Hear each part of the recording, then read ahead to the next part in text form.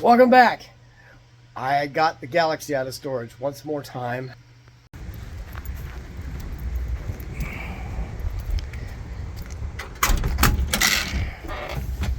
Alright. Off to the car wash. Ready to go!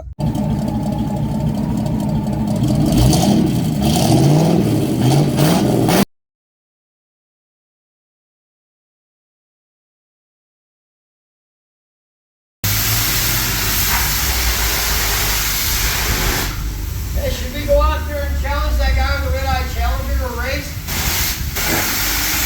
Sure. Oh, he wussed out. He's leaving. I'm sure my Dodge pickup pulling your car would outrace it.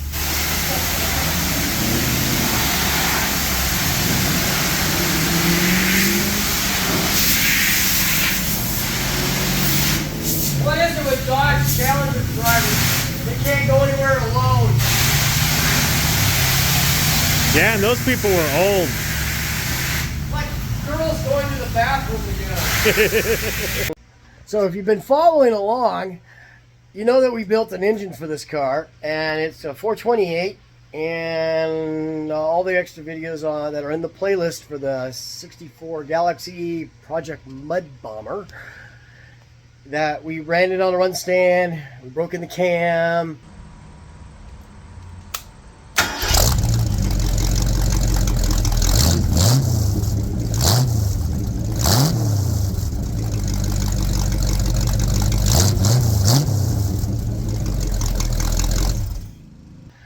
We broke in the engine, and then now we got to get into the car.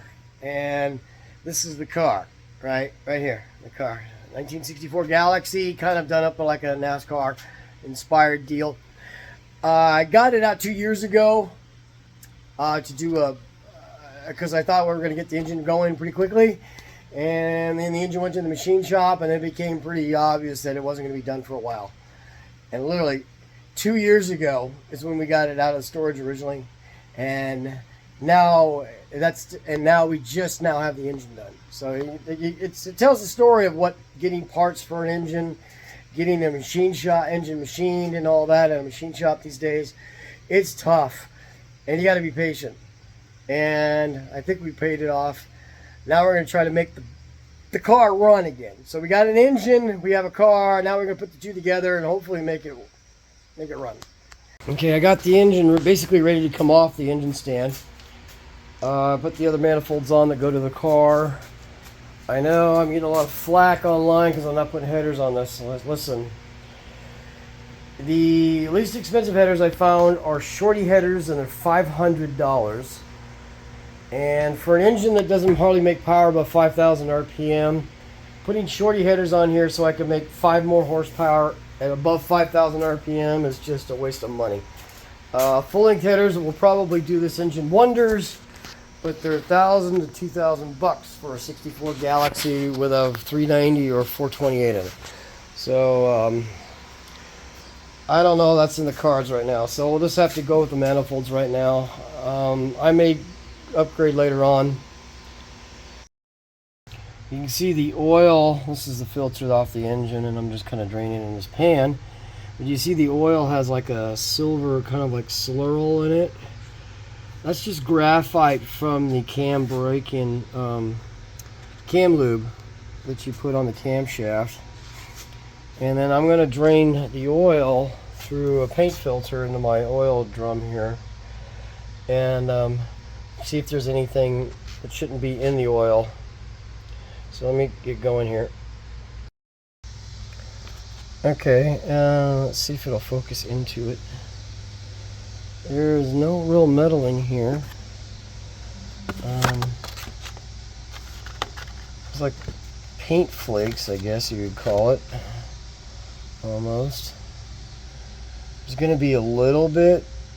There's supposed to be like a little bit of wear off of the bearings, but when you break it in, but there's no chunks or anything like that, which is what you don't want. You can see the oil in the pan is fine too. What's left of the oil in the pan. So in case you're wondering why the oil is blue, it's because I used Blueprint Engines braking oil. Let's see, you can look through the, yeah, those are just like little paint flakes and stuff, so might have been a little bit of leftover dirt left in the engine, but yeah, I used Blueprint Engines braking oil. I had a case of it still lying around, and so I used it, and hey, you saw the oil pressure on this thing, so, and with that K&N filter on it, it does really well. I use K&Ns on all my stuff now. I mean, let's face it, a K&N's $4 more than a K&N's $4 more than a Wix. So, and anyhow, I'll let this drain. I don't see anything weird coming out of the filter either. The same little paint flake stuff like that. I might cut the filter open, but I don't think I'm too worried. Mainly because there's so much oil pressure on this thing. I fired it one more time before I started taking the engine off the stand, so it was. I think everything's good. I'm not too worried. Let's get the engine off the stand and in the car. Okay, we got the car at home, back out of the storage, through the car wash, and here we just did a cursory blow the dirt off type of deal, and then see that I painted the inner fenders at one time, and not much else. The firewall, and I built the battery tray for it. Now, in case you haven't seen the other videos, this is a 64 Galaxie 2-door sedan. These are the rarest, I found out these are the rarest of the 64 full-size Fords. They built 2.2 million. Can you believe that? 2.2 million in 1964. And that includes everything from Galaxies, convertibles, 4-doors, 2-doors, station wagons of the sort. And the 2-door sedan, I think they only built like 38,000 of these. Though I've seen 3 other ones here in around this area, or 2 other ones around this area. They're both derelicts like this one used to be. And I did the NASCAR theme on it. You know, these are actual NASCAR decals from about the 1980s. There's a company I found online at the time that sold reproductions of the original decals for like restoring your 80s NASCAR. Well, I figured that these ones here were around, like Western Auto. I went to Holman Moody and got a few. They got one of those. Then I got this one here, and then I ordered these big ones here. I did stenciling, and we did the City Ford. I originally wanted to do downtown Ford, but I realized how much more lettering it would be. And then I did the 27. People ask me why I do 27. You know, yeah, everybody says, oh, you did it for Junior Johnson. Well, kind of, but it's also easier to stencil a 27 than it is like a 6 or a 9 or something like that with a complete loop to cover. And then I did the 250 horsepower on the hood, which was the original 352's original horsepower.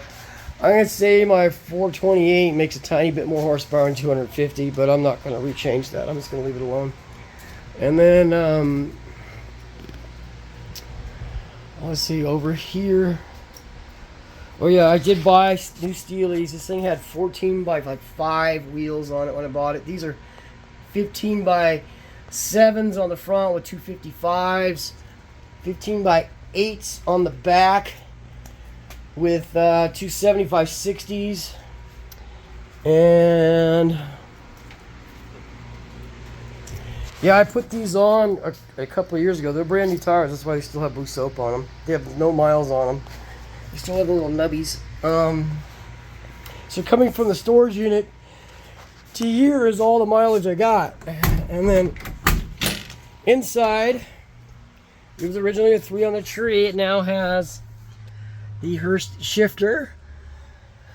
I added the gauges, which kind of gave it the look. Oh yeah, that's our sister. I found it in a salvage yard. The boot that's a early square body S10 shifter boot. It's really a nice rubber and it's really soft. I bought a new ball because, you know, the shifter ball always disappears when a car goes to the salvage yard. Added a stereo. So there's like speakers in the doors, and there's speakers in the repackaged tray, and that's about it. When I bought this car, the interior was so dirty it was brown. I didn't even realize it was two-tone when I bought it.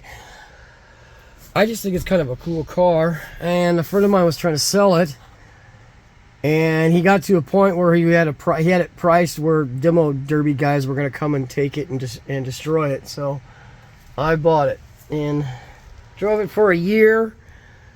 It hadn't driven since 1983 before I got it. The last inspection decal was 82. I think that was the last year they did inspections in Nebraska. Because I started driving in 83, and we didn't have them when I started driving. And then the plates on it when I bought it were 1983 expired. And it came off, this is a barnyard car, I guess. Not really a farm find. A barn find, but it was sitting outside next to a barn for 34 years. There's the big bell housing for the 3-speed. It's a top loader 3-speed. When I bought this, that area between the bell housing and the firewall was packed with dirt and grease all the way down the top of the transmission. They must have had a huge oil leak for years. And I can still see some of the original marks when they built the car. It's kind of cool. What else? The brakes were done. I still got brakes. Well, I'm gonna probably have to look at them because that's been sitting for 5 years. Like I say, I drove it with the original 352 in it that was using oil badly, and here's a video of it running.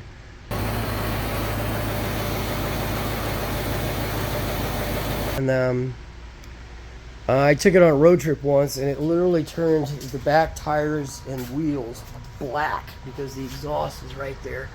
I killed mosquitoes everywhere I went with this car. As you can see, the quarter panels are kind of wasted. You know, it's got the typical rust from Nebraska. The floor pan is really good, but typical of these Galaxies, the 64 Galaxies, the trunk pan needs work. So we're gonna hopefully get that solved once I get it running. And you can see what it will do to the trunk lid. That's literally was that little bigger, and it would throw water right up onto the trunk lid. That's how big those are when you're driving. Part of the reason why I have the side exit exhaust is so I don't have exhaust fumes in my trunk.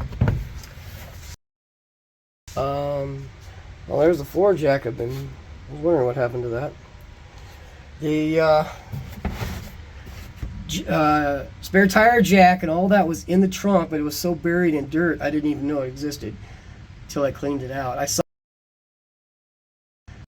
So if you've been following along, you know that we built an engine for this car, and it's a 428, and all the extra videos that are in the playlist for the 64 Galaxie Project Mud Bomber, that we ran it on a run stand, we broke in the cam, we broke in the engine, and then now we got to get into the car.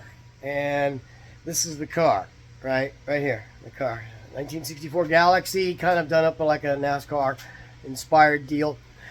I got it out 2 years ago to do because I thought we were going to get the engine going pretty quickly, and then the engine went to the machine shop, and it became pretty obvious that it wasn't going to be done for a while.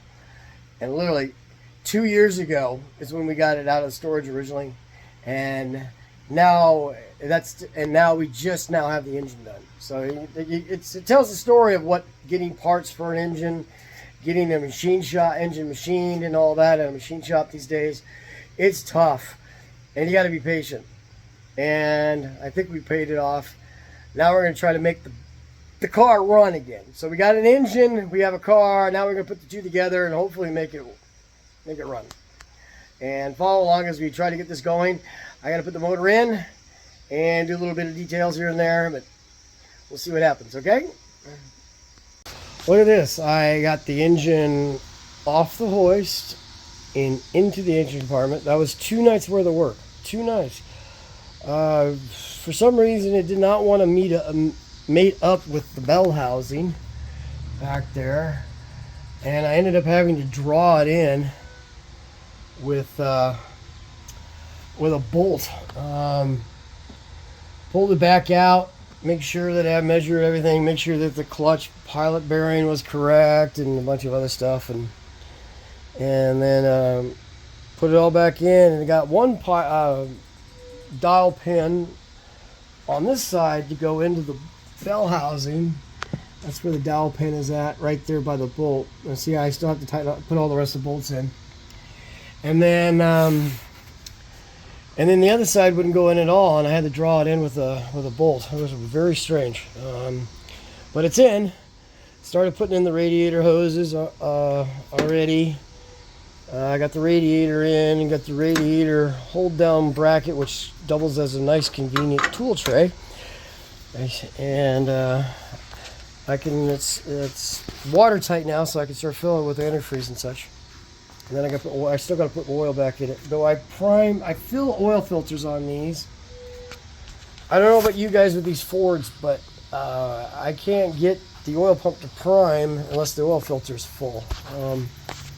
Chevys, it's not a big deal, but this is these Ford FEs. That's what I have an issue with. But she's coming along. Kind of like how the gold and polish stand out in the sea of black under the hood here. That's why I did this, because these 390s and 352s in 1964 were all black, but they differentiated each other as the 390s had like a dark gold valve cover and air cleaner, and the 352s had a bright blue, Ford blue valve covers and air cleaner. But the engine block is black, so the only thing you really saw when you opened the hood was valve cover and air cleaner. Everything else kind of vanished into the sea of black under the hood.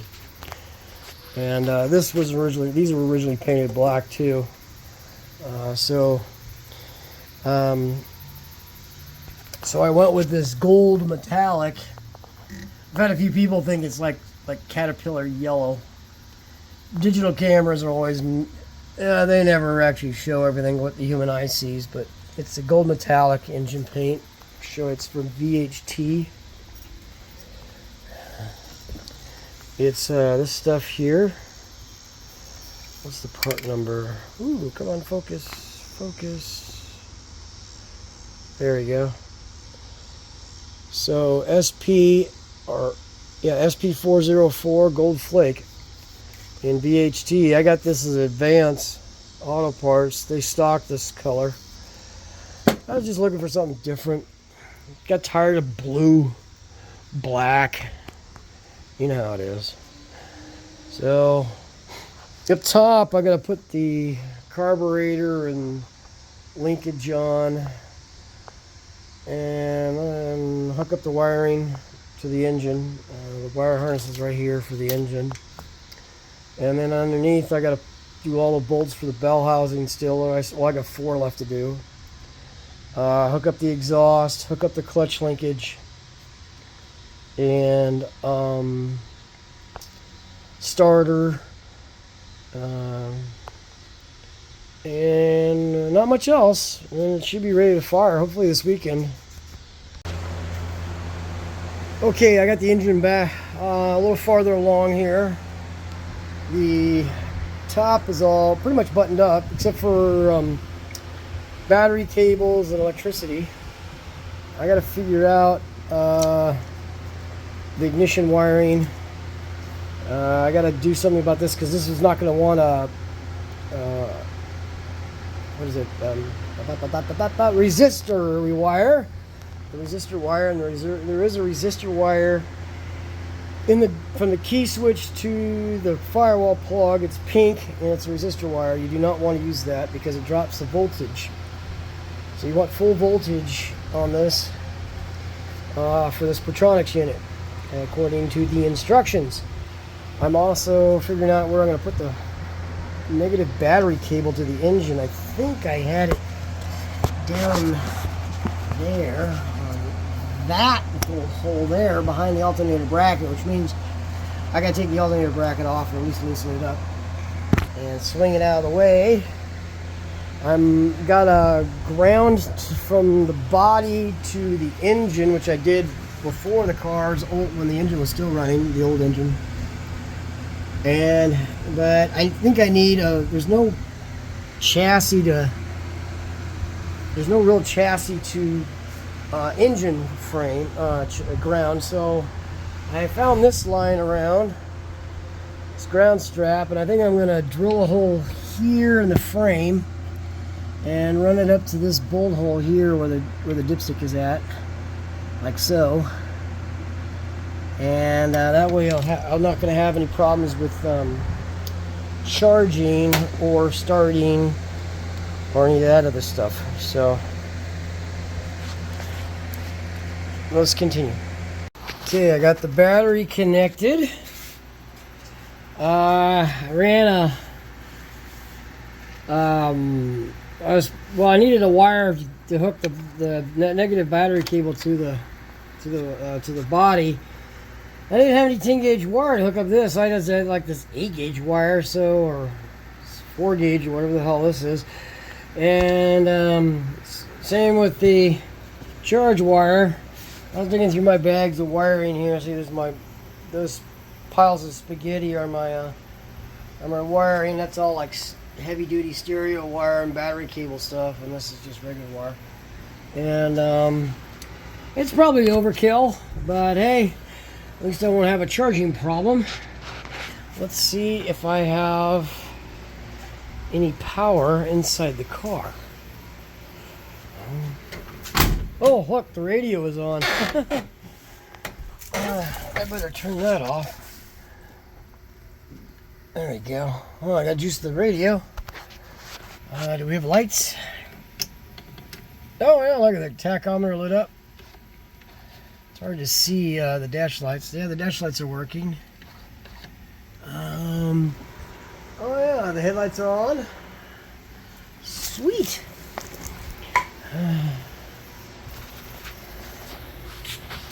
We have a tail light. And 2 taillights. Oh, that's cool. Let's see what else we got. Turn the lights back off. Put the key in.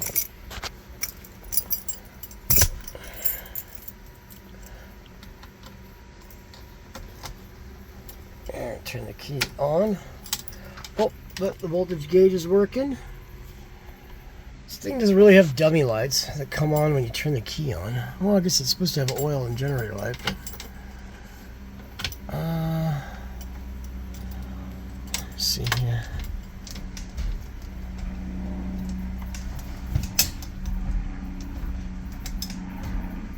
Okay. Make sure it's in neutral. The clutch is really adjusted, so there's nothing there to touch. Let's see if she cranks. Oh wow, she cranks. Cool. Alright, now I gotta do ignition wiring, and I gotta adjust the clutch still, because this is not really doing anything. See? Oh, actually it does. But it's completely out of adjustment. So, alright, this is the clutch adjustment here, and all you do is these nuts are kind of like jam nuts, and this is the Z-bar bracket, which is impossible to get out with the inner fender and everything else in here. So I just left it in, but you just adjust it up and down by the nuts here. I got to make sure that the pedal's fully back up in its home position. The clutch pedal is, before I do any adjustments on it. Different cars are different way, different clutches are kind of particular about how much free play they have. They tell you anywhere between an 1/8 and 3/16 between the throwout bearing and the clutch pressure plate fingers. But this heat. the clutch plates of your fingers here, you want to have a little bit of free play. You do not want pressure, the throwout bearing being pushed against the fingers of the clutch pressure plate. Try to say that really fast. So the object is you don't want the clutch pressure plate having pressure from the clutch throwout bearing being pushed against it while the clutch is released, when the clutch pedal is released. But you also don't want too much play, because then you won't be able to push the pedal far enough down to the floor in order to get the clutch to fully engage so you can actually shift. So what we need to do is kind of find a happy medium.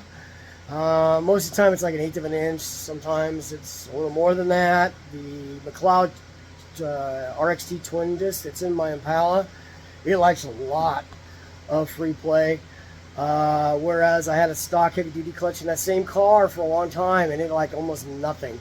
It almost had to be almost touching, just like less than 1/16 of an inch almost. So it all depends on the clutch. It all depends on how the setup is, your clutch fork, and everything else that you got in the car, and how much free play it wants in order for it to work in your car. It's kind of a, it's kind of a deal where you just kind of find the happy medium by starting to you just move the car back and forth. Really is what you do, moving it back and forth. And you could do it. Heck, you could do it in the garage here. Maybe you open the door a little bit and do it in the garage. But I still got the car. I got a few things I need to get going on making the car run. So let's do that first, and then I'll show you what I'm going to do with the clutch. Since the car's been sitting for 5 years, and there's gas in here, and I'll show you the gas that came out when I started cranking it over. I got 5 gallons of fresh fuel. Let's see how this thing works. This is supposed to be an easy pour. Oh shit.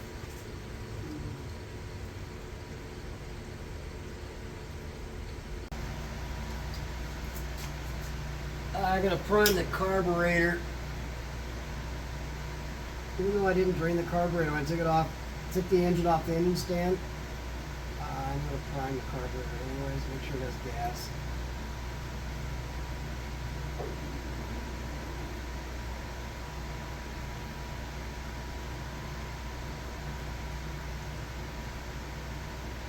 I usually don't prime the secondaries. Once the engine's running, the fuel pump is pumping, it'll fill the secondaries pretty fast anyways. And you're not really using the secondaries when you're just running the car at idle anyways, so it doesn't matter. I got a little bit left over here, so I'll just fill it up anyway. As you can see, the car, I cranked it enough to get the gas to the filter. Decided to run a clear filter for a while. You can see how it's kind of like pea yellow, which is not really this color of gasoline. And you can see the ground strap I put in. I had this one lying around, but I wanted to make sure that the car is good and grounded. There's the ground strap back there. And then I got the one from the battery cable to the radiator support there. So I shouldn't have any trouble with lack of grounds. I am not one of those guys that uses these little air freshener bunches. But the car did have a bit of a mousy smell. It always did. There was a tiny mouse nest underneath the back seat in the corner over there. So it always had a little bit of a mouse nest smell to it. So I found those in my cabinet over there and threw one in here, and now my entire garage smells like new car little tree. There's a new car smell. Yeah, new car smell. I guess it's better than black ice. But I have one on the windshield.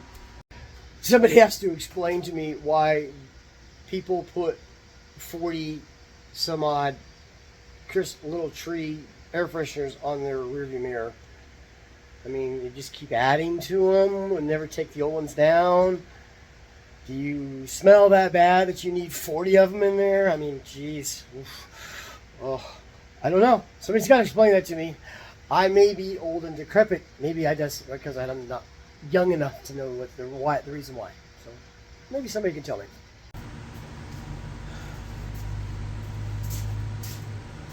I got the wiring for the ignition to the key switch. I bypassed the pink wire, which is a resistor wire, and I ran a regular white wire. You can probably see it there. I haven't really done any taping yet. So let's see if this damn thing will fire up.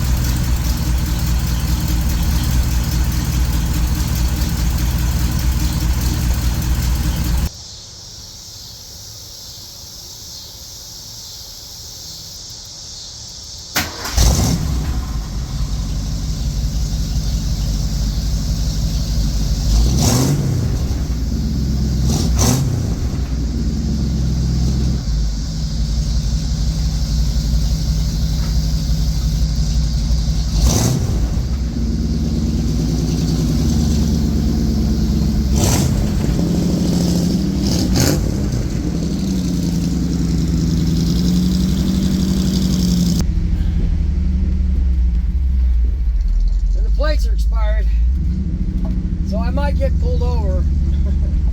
Oh yeah, I probably should shut the garage door.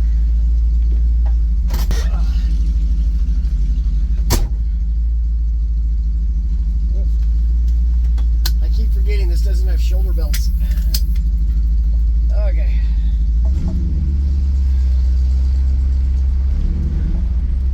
The only thing I own that has shoulder belts is my 1990 Chevy truck.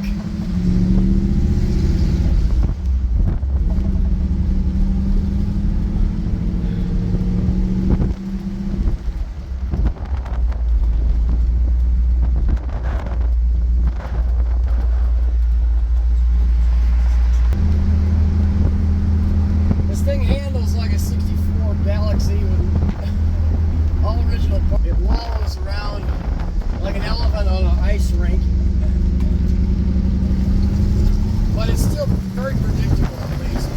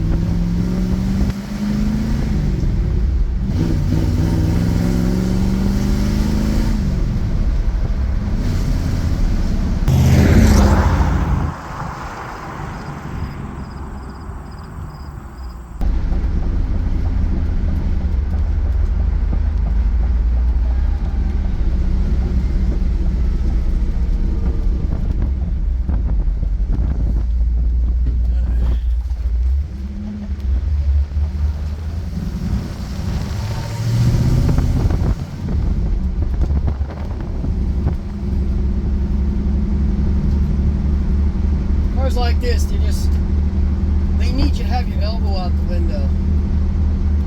Driving an old car like this, you're part of the environment.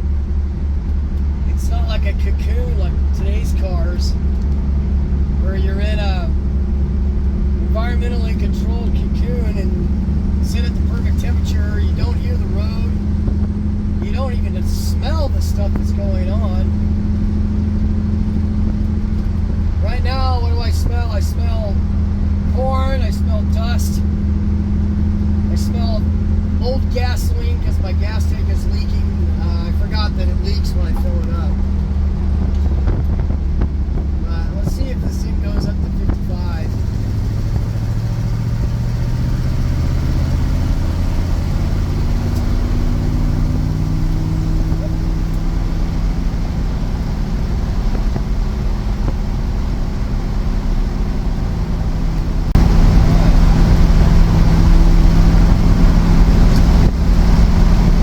Temps are hanging around 195 or so.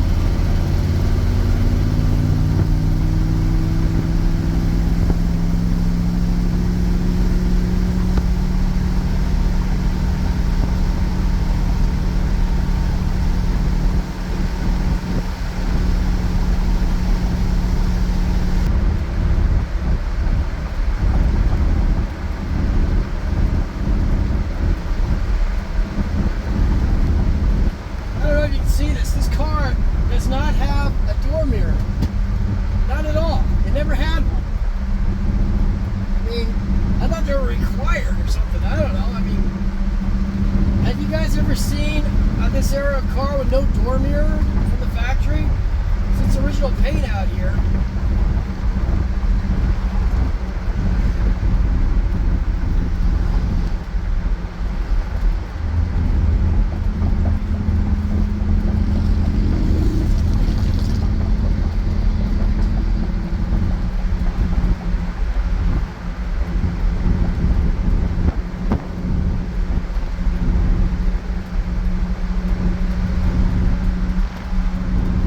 Off a little bit if you slow down, so maybe it's too much timing, maybe it's running too lean. I don't remember what jets I put in this carburetor. I think I put it back to stock. So really don't want to beat on it until I know more about it.